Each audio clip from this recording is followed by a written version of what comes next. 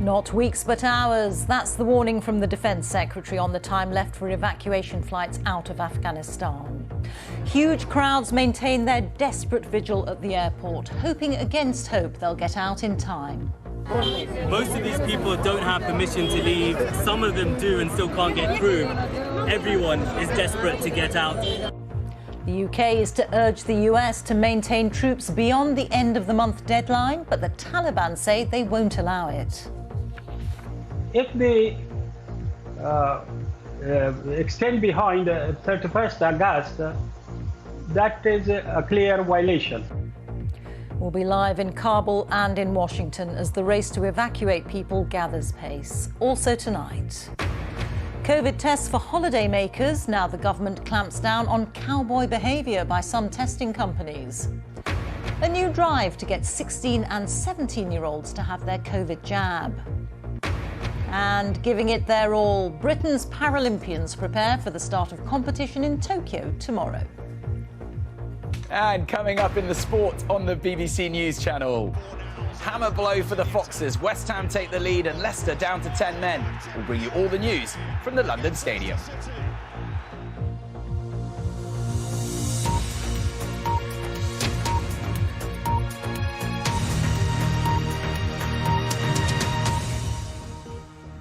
Good evening. As desperate Afghans continue their attempts to flee their country, the Defence Secretary Ben Wallace has said the UK has hours, not weeks, to airlift people out. As the deadline of August the 31st looms for foreign troops to leave the country, Boris Johnson is expected to use a virtual G7 summit tomorrow to urge President Biden to keep a military presence there beyond that date. But today, the Taliban appear to rule out any delay to the withdrawal and to the current evacuation mission. The Prime Minister this evening spoke to President Biden about the ongoing efforts to get people out. Our first report tonight is from our Afghanistan correspondent, Sikandar Kamani. It's crowded, filthy and baking hot.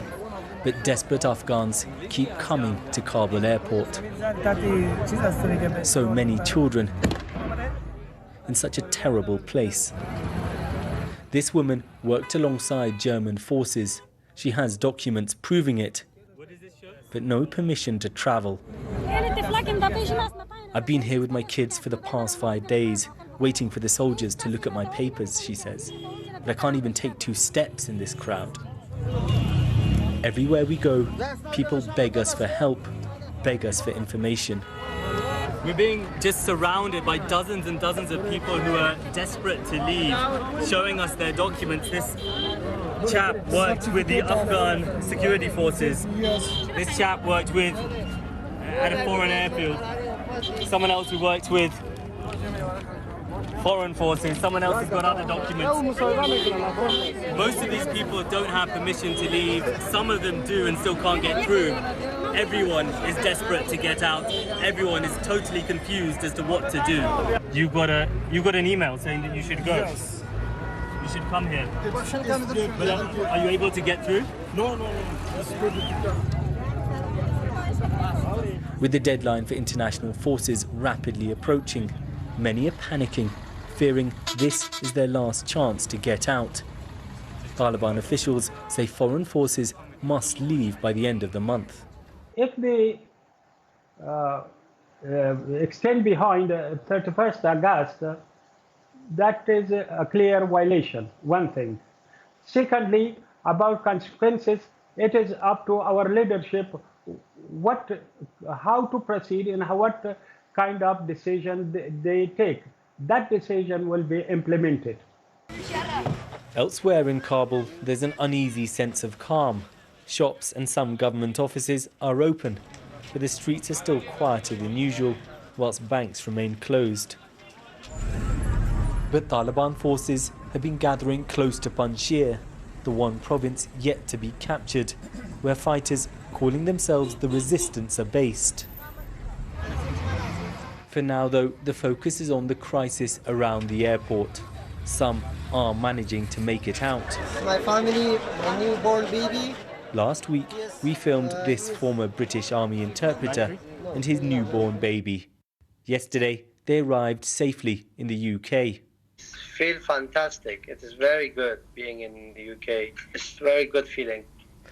But are you sad at the same time about having to leave your country? When you leave your sister, your brothers, your mother, your everyone, because of those things I was sad. But now I am happy in the UK. A happy ending amidst so much misery. Sikandar Kamani, BBC News, Kabul. Let's speak now to our chief international correspondent, Lise Doucette, who's in Kabul. Lise, one happy story there, but we have seen desperate scenes at the airport for days now, and time is running out. Yes, if President Biden was listening to the loudest voices, the loudest and most desperate of all will be those thousands of Afghans, some of them spending days trying to push forward toward that last metal gate, that last barrier between an outside world here in Afghanistan, which is changing by the hour, and an airfield which gives them access to an evacuation flight and what they feel is their last chance to try to escape from such an uncertain and for many of them a terrifying future. I'm just one person with one phone, and hour by hour I'm getting these begging messages. Please, can you get access to the airport? I know a family, the children haven't had water for days. Please, 2 of my uncles were killed. We're desperate to leave. We're hiding at home. How can you get us to the airport? Please, I've got all the documents, but I can't actually get to the gate. And there are also those who send messages saying, we've raised the funds. We're going to charter a plane. We want to take female journalists out of Afghanistan. And in some ways, it's so reassuring that around the world, people are opening their hearts and opening their homes to Afghans. But in another way, it's overwhelming. It's as if there was a 20-year project and now the project is over. So the project is packing up. The people who paid for it are leaving. The people who benefited are leaving. The people who are part of it are leaving. But this is not a project. This is a country and a people. And while our focus is on this airport, millions of Afghans have no way to leave. Millions, of course, want to say they support the Taliban. And it is those people, most of all, who face this most uncertain of futures. They know the foreign forces are leaving, but they don't know what lies ahead for them. Lise, thank you. Lise Doucette there, reporting for us from Kabul. Well, Boris Johnson will lead tomorrow's emergency gathering of G7 leaders to discuss the crisis in Afghanistan. But it's far from clear if the US or the Taliban will agree to an extension to the troops' withdrawal date and what other options, if any, the UK might have to get people out. Our political correspondent Alex Forsyth has more. Packed up and prepared to go, these troops are poised to head to Kabul if needed to help the evacuation effort. With them this morning, the Defence Secretary said it's a race against time. It is fraught. We have a timetable. We don't know how long the United States are going to stay. He said the government would urge the US to stay in Afghanistan beyond the end of this month to get people out. But he admitted without them, the UK could not go it alone. I don't think there is any likelihood on staying on after the United States. If their timetable extends, even by a day or two, then that will give us a day or two more to evacuate people. Because we are really down to hours now, not weeks, and we have to make sure we exploit every minute to get people out. Outside the Home Office today, a reminder of what's at stake. Afghans in the UK urging the government not to abandon their friends and family who helped foreign forces and fear reprisals from the Taliban. Their life is a risk at the moment. They can get killed anytime. So before that moment, we are here to fight for our families. When world leaders met at the G7 in Cornwall, it was all smiles. That might not be the case at their virtual summit tomorrow. Tonight, the Prime Minister spoke with the President about the evacuation effort. He's expected to press for more time in Afghanistan, though the chances seem slim if the Taliban don't consent. Some warn staying without that could mean attempts to get people out turn violent. We would have to be prepared to leave the airport and fight the Taliban to go and get these people. I just don't see that as a credible proposition. And secondly, if the Taliban don't want our aeroplanes to use the airport, one mortar round, one missile, one burst of machine gun fire, and the evacuation is over. After the scramble to respond to events in Afghanistan, ministers say the evacuation effort has stepped up, with more than 6,500 people brought out in the past 10 days. But by its own admission, the UK is dependent on the US to keep that going. So beyond Boris Johnson's diplomatic push, the options are limited and people will be left behind. Labour says it didn't need to come to this. There's no evidence that our government tried to influence the withdrawal plan, despite knowing it was happening for 18 months. It's important now the G7 display the international leadership which has been missing in recent months. The government says even if this operation has to stop soon, there will be other routes for refugees through neighbouring countries. But the detail is scant and the difficulty obvious in a complex crisis, the extent of which many simply didn't see coming. Alex Forsyth, BBC News.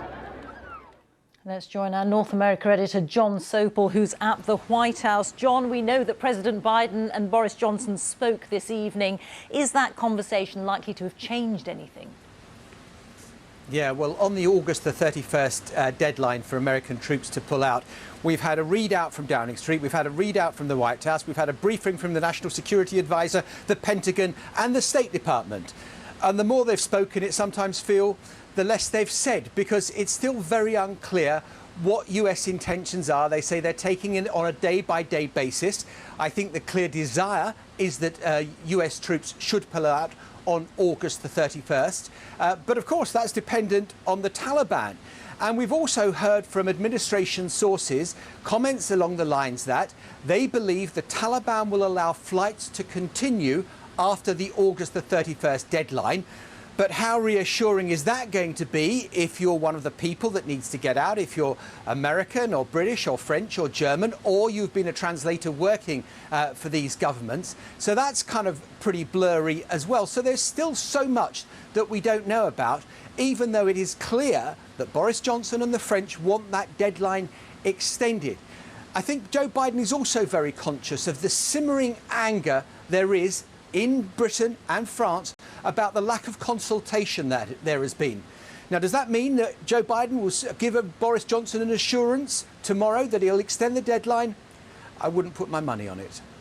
OK, John, thank you. John Sopel reporting there. Now here, the latest government coronavirus figures show that there were 31,914 new infections recorded in the latest 24-hour period, which means on average there were 32,981 new cases per day in the last week. The most recent figures show there were almost 6,500 people in hospital with the virus on Thursday. 40 deaths were recorded in the past 24 hours, with an average of 100 deaths a day in the past week. On vaccinations, 87.7% of adults in the UK have now had their first jab, and 76.9% have had two. Nearly 5,000 COVID cases could have links to a music and surfing festival that took place earlier this month in Cornwall, according to the local council. Around 50,000 people attended the Boardmasters Festival in and around Newquay, which now has 3 neighbourhoods with the highest infection rates in England. Visitors to Cumbria are being asked by the county's head of public health to take a lateral flow test before travelling there. It follows a sharp increase in the number of coronavirus cases. In one district, it's doubled per 100,000 people in a week. And the government has agreed to buy a further 35 million Pfizer-BioNTech coronavirus vaccines. They're to be delivered from the second half of next year. The Health Secretary Sajid Javid said the deal would help to future-proof the UK's vaccine programme. Meanwhile, the government says it's met its target of offering all 16 and 17-year-olds in England a single dose of the COVID jab. More than 1 million young people became eligible earlier this month, and the latest figures suggest around 360,000 have taken up the offer. A new NHS video has been launched in a bid to drive up vaccination rates, highlighting the effects of long COVID. Here's our medical editor, Fergus Walsh. Hiya, are you going for the vaccination? Yeah. Every jab counts. These 16 and 17-year-olds were getting their vaccine today at Tipton in the West Midlands. Almost 90 million doses have now been administered in the UK. Yeah, it was quick and easy, keeping everyone safe. I want to keep my family safe, and be safe, more importantly, so yeah. As an A&E doctor, I've seen a lot during this pandemic. But nothing has shocked me more than seeing younger people being admitted to our hospitals with COVID-19. And as well as their age, many of them had one other thing in common. They were unvaccinated. The NHS video urges young adults to get vaccinated and shares stories of several who were laid low by the virus. My lungs out of nowhere just kind of stopped. I struggled to breathe, sitting, lying down, so obviously sitting upright. I was then sort of attached to a ventilator machine. The younger you are, the lower your overall risk from COVID.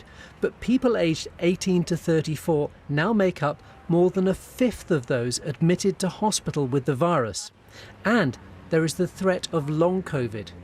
Normally you'd be able to go to bed, go to sleep and wake up feeling kind of ready to face the day. I could sleep for a week and still feel tired. If we look at vaccine uptake in adults in England, whereas over 90% of all those aged 60 and over have had at least one dose, it falls to 63% for those aged 18 to 29. For 16 and 17-year-olds, it's estimated around 36% have had a jab in the 3 weeks since they became eligible. The SSE Arena in Belfast marked its final day as a vaccination centre on Sunday, having administered more than 360,000 doses over 5 months. The last recipient, this 17-year-old. With COVID cases and hospital admissions rising, the immunisation campaign remains as important as ever to ensure as many people as possible are protected. Fergus Walsh, BBC News. There's to be a clampdown on COVID test providers who've been accused of taking advantage of holidaymakers travelling abroad. More than 80 companies listed on the government website are to be warned over misleading prices.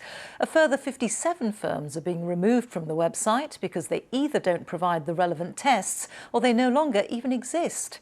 Our transport correspondent Caroline Davis has the details. If you travel, you test. And you pay for those tests. The government's own website has a list of providers, but booking through them isn't a guarantee things will go smoothly, as Barbara Lowe found out coming back from her holiday in Portugal in June.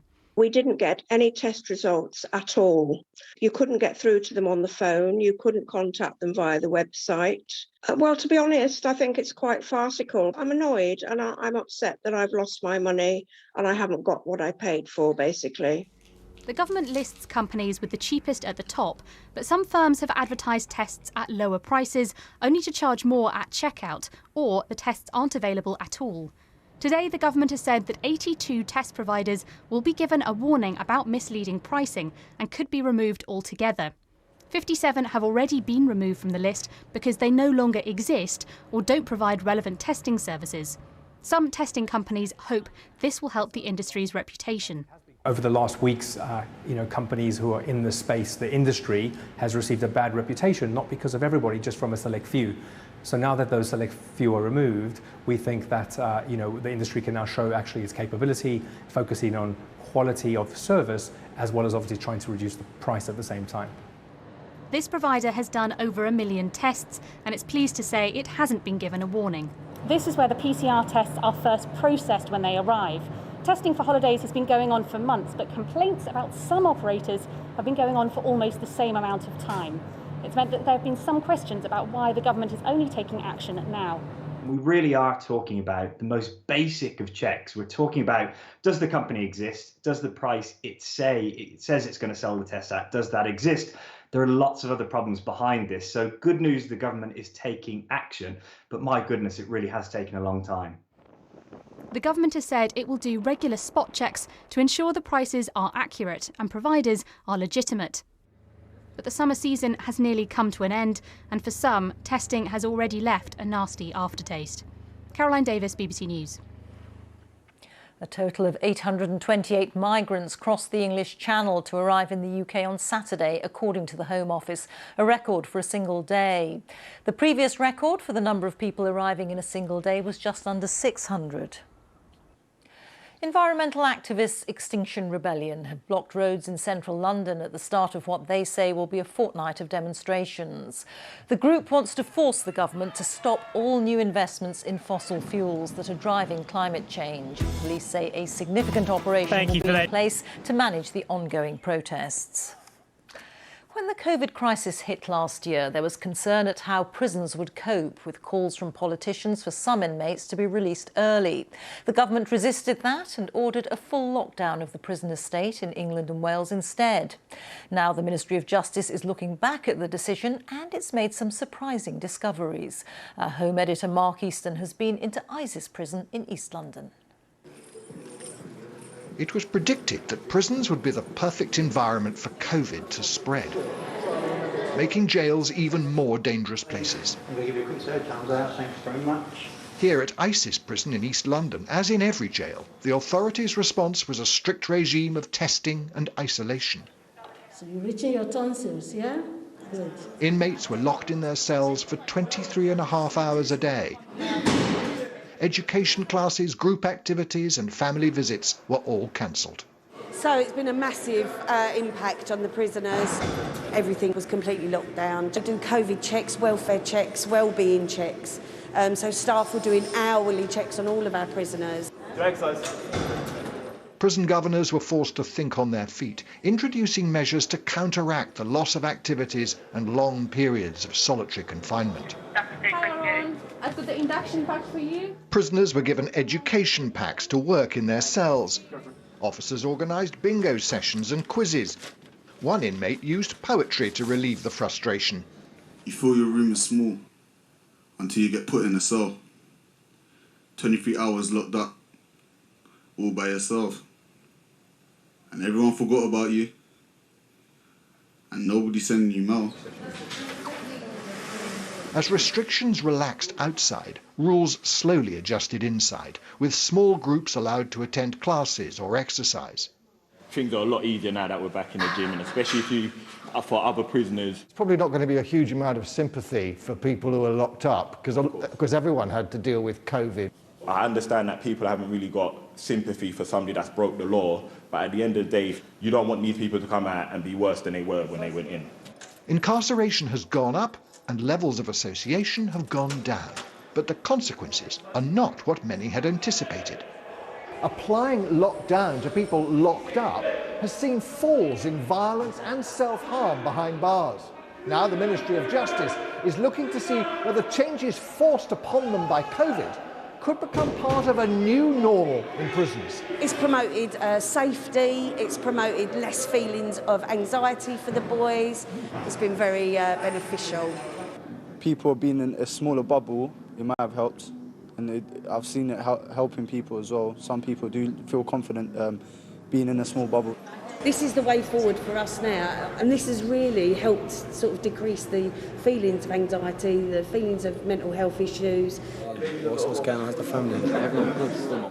Prisons are moving cautiously to their new normal. Visits at ISIS have just restarted, but there's still no touching or hugging. The pandemic has thrown up many surprises, but few would have predicted that COVID would result in prisons generally becoming safer. Mark Easton, BBC News, ISIS prison in East London. Now, tomorrow the Paralympics get underway in Tokyo. The swimmer Ellie Simmonds and the archer John Stubbs have been named as the flag bearers for Paralympics GB in the opening ceremony. The team are hoping to build on the 147 medals won in Rio 5 years ago. Our sports correspondent Andy Swiss is in Tokyo.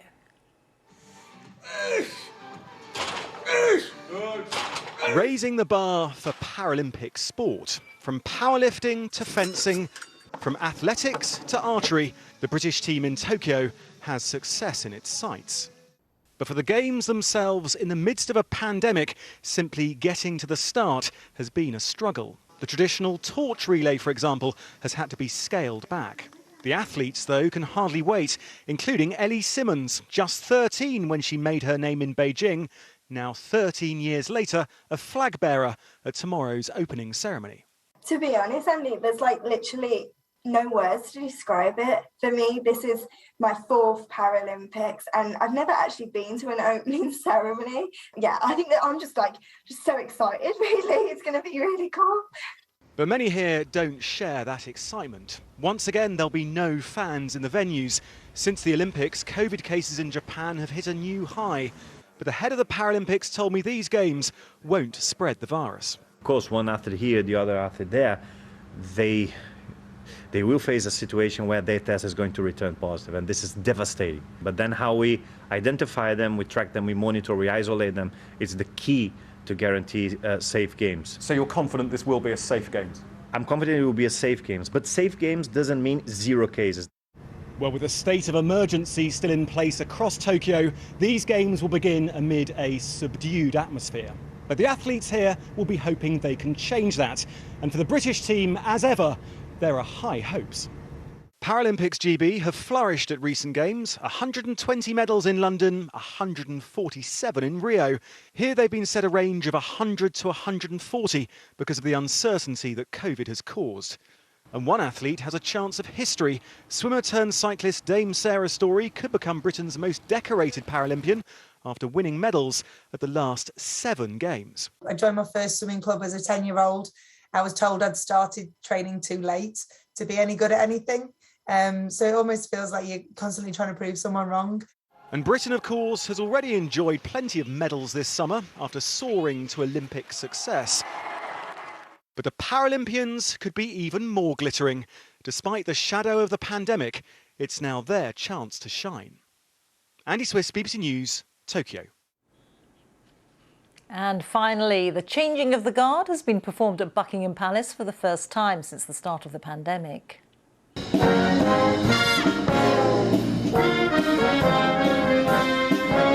The Coldstream Guard Band played tunes including Spandau Ballet's Gold, Chariots of Fire and Whitney Houston's One Moment in Time in tribute to Team GB's Olympic successes. The spectacle was stopped around 18 months ago to avoid attracting crowds during lockdown. That's it from us. Have a very good night. Bye-bye.